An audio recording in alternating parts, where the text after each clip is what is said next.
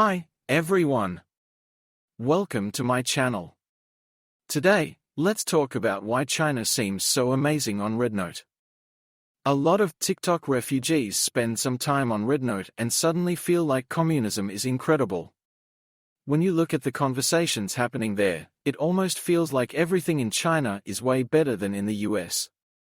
But if that's the case, why have over 1 million Chinese people applied for asylum abroad since 2013? What's really going on? 1. Different perspectives. I've seen people online compare healthcare, education, rent, and living costs between China and the US. Many of them quickly conclude that life in China gives you more bang for your buck. But honestly, these comparisons are way too simple. They usually just focus on prices and ignore a lot of other important details. For example, while healthcare might seem cheaper in China, the reality is more complicated. Long hospital waits, questionable generic medicines, and other challenges aren't always part of the conversation. I actually talked about this in my first video, so feel free to check that out. And when it comes to food, Chinese cuisine is definitely a big point of pride. It's affordable, and people love it. But food safety? That's a whole different story. Pre-made meals are everywhere now, and lots of people are worried about hygiene and overused additives. Scandals around soy sauce, cooking oil, milk, and snacks are pretty common. A lot of people even joke that Chinese stomachs must be super strong because of all the sketchy food. 2. Who's actually using Rednote? Here's the thing, Rednote's main users are young women from first- and second-tier cities in China.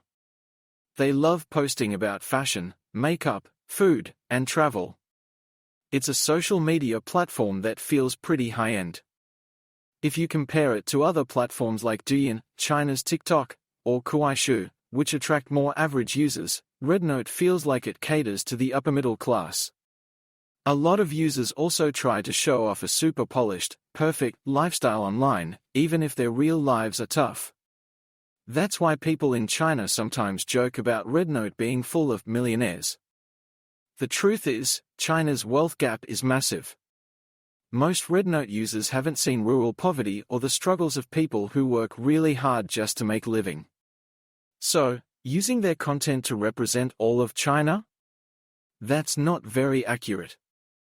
3. The "don't air dirty laundry" mindset.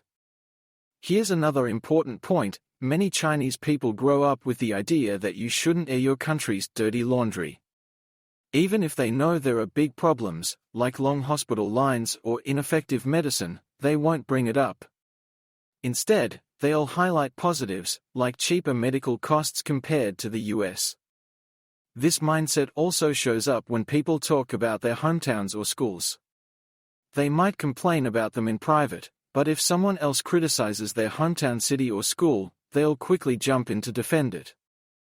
On top of that, patriotism is a big deal in China. From a young age, people are taught to protect their country's image. Some are afraid that if they criticize too much, their words will be used by foreign media to attack the government. So, these are the main reasons why Rednote makes China look like the best place on earth. But if you check out other platforms like Weibo or Douyin, you'll see a different side. Tons of people openly complaining about government policies and everyday problems. Of course, they criticize the government in a more subtle way to avoid censorship. What do you think about all this? Let me know in the comments, and I'll see you in the next video.